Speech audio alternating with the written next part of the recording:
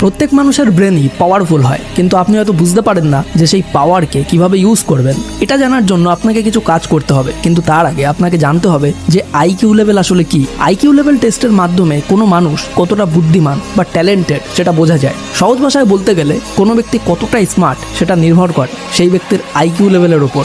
আপনার ব্রেন কতটা স্পিডে কাজ করে, আপনার ব্রেনের কাজ করার ক্ষমতা ঠিক কতটা, এই সমস্ত কিছুই আইকিউ লেভেলের উপর ডিপেন্ড করে।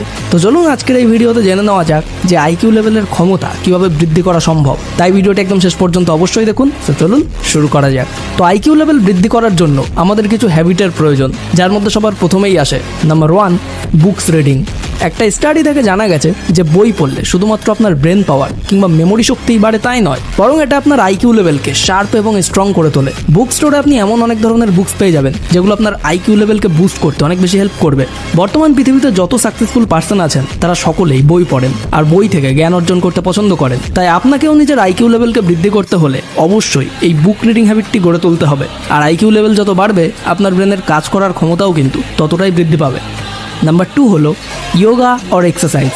এমন অনেক মানুষ আছেন যারা কিছুতেই ভোরবেলায় ঘুম থেকে উঠতে পারেন না। ভোরবেলা ঘুম থেকে উঠতে না পারার এই প্রসেসকে আলস্য বলে। আলসেমি এমন একটি ধীরগতির যাত্রা যে গরিব মানুষেরাও এর আগে চলে যায়। তাই যদি আপনি যোগা করতে শুরু করেন তাহলে এটা আপনার ব্রেনের ওপর অনেক গভীরভাবে প্রভাব বিস্তার করবে। যদি আপনি আপনার শরীরকে অ্যাক্টিভ রাখতে চান তাহলে সবথেকে ভালো প্রসেস হলো আপনার ব্রেনকে পাওয়ারফুল করে তোলার চেষ্টা করা। প্রত্যেকদিন সকালবেলা ঘুম থেকে উঠে হার্ড ওয়ার্ক অথবা এক্সারসাইজ করার ফলে আপনার হেলথ তো ভালো থাকবেই, তার সাথে সাথেই কিন্তু আপনার মেমোরি পাওয়ারও প্রখর হবে।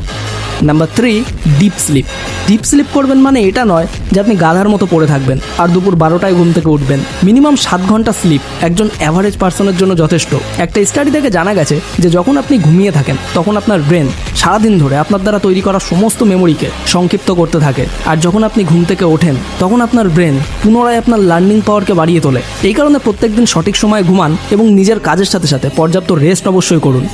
নাম্বার 4, ইট নিউট্রিশিয়াস ফুড।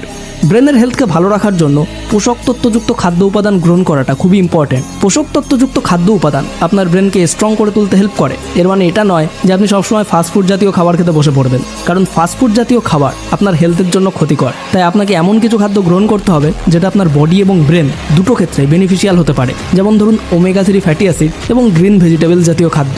এছাড়াও এই সমস্ত খাবারে ভিটামিন প্রচুর পরিমাণে পাবেন, আর তার সাথে সাথে প্রোটিন জাতীয় খাবারও খাওয়ার চেষ্টা করুন। Number 5, try brain work. ব্রেনের ক্রিয়েটিভিটি শুধুমাত্র আপনার মেমোরিকে বুস্ট করে তাই নয়, বরং তর্ক এবং ভাষা কৌশলকেও স্ট্রং করে তুলতে অনেক বেশি হেল্প করে। তাই ব্রেনের মেমোরিকে বুস্ট করার জন্য আপনি এমন কিছু গেম খেলতে পারেন যেখানে সম্পূর্ণ গেমটাই ব্রেনের মাধ্যমে সংগঠিত হবে। যেমন ধরুন পাজেলস, সুডুকো এবং চেস। এই ধরনের গেম খেলুন আর নতুন